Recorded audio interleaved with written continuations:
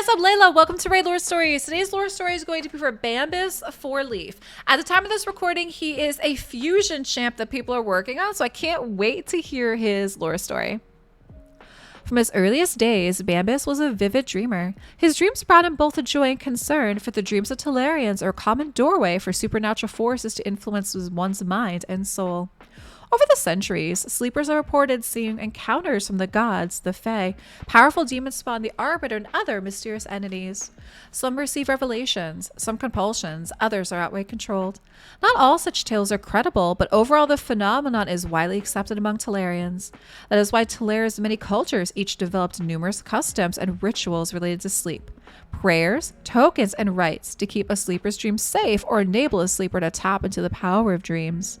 This body of lore also fascinated the young Bambus.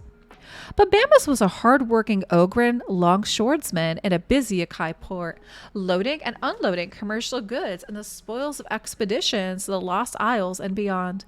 He had little time to sleep, but dreamt richly when he did, inhabiting a dream world they had been exploring and shaping since childhood. In a land of dreams, his best friend was a talking panda called Hocho, a little bear who never grew up. Hocho was clever and kind, if somewhat cowardly. Together they had many fine adventures and explored fantastical dream realms, the memories of which satisfied Bambus through his long days of hard labor in the waking world. Over the course of months, troubling omens crept into Bambus's dreams. Dark clouds grew larger on the horizon of the dreamscape. The inhabitants of the various dream kingdoms became cold and alien. In the end, only faithful Hocho remained to guide him. Bambus searched the dream world for the source of his malignant feeling, but no matter where he went, the evil emanation always seemed nearby, but out of far reach. While this unfolded in his sleep, during the day, Bambus still worked the docks, and from sailors and merchants he overheard reports of unease and radicalism among the elves of distant Anhalt.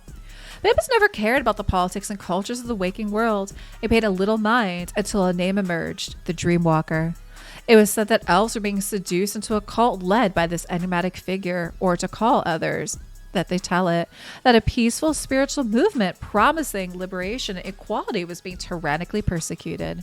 Either way, it was a being called the Dreamwalker at the center of the drama.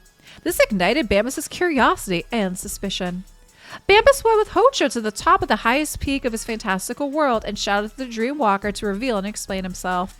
After this, he began to hear a faint, wicked laughter growing louder and louder, and the skies above the mountain peak darkened as Bambus and Hocho stood side by side, ready to defend their world.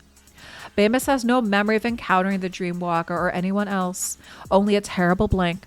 He awoke in a bamboo grove outside of town, racked with pain, and he saw by moonlight that his body was no longer as it was.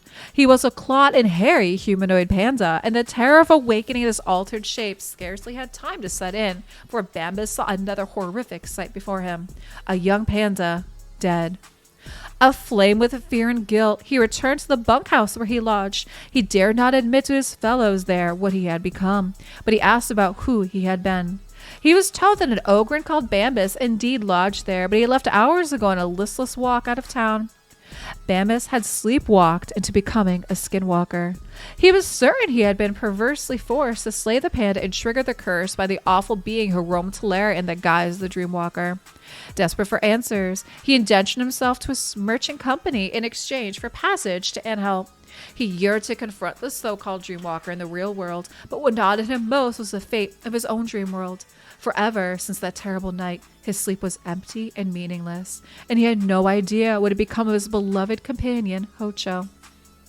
While serving 2 years in servitude at sea, Bambus trained with the sailors to learn to fight and drew in his knowledge of sleep lore to prepare sporic connotations in a large, distinctive bottle that he could use in battle to knock an enemy unconscious.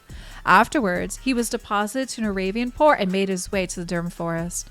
But Bambus faded from history thereafter, and the secret of dark elves are silent as to his fate. Wow, this is kind of a sad one, huh? So I think it's kind of interesting how they talk about this like dream world and that he had this friend panda there. So I don't know, what do you guys think? The panda that he slayed, do you think technically it was his friend Hocho since Hocho kind of disappeared, or do you think Hocho left after that? A bit of a sad story, and they actually have him as being an ogre, which is interesting too, right? They have a different kind of race, I guess I want to say, right? Usually a lot of times they're they're humans or barbarians or something. But in this case, they actually, you know, Bambus was an ogren before he became a skinwalker. Guys, drop me some comments down below what you think for the lore story for Bambus. And thanks so much for watching.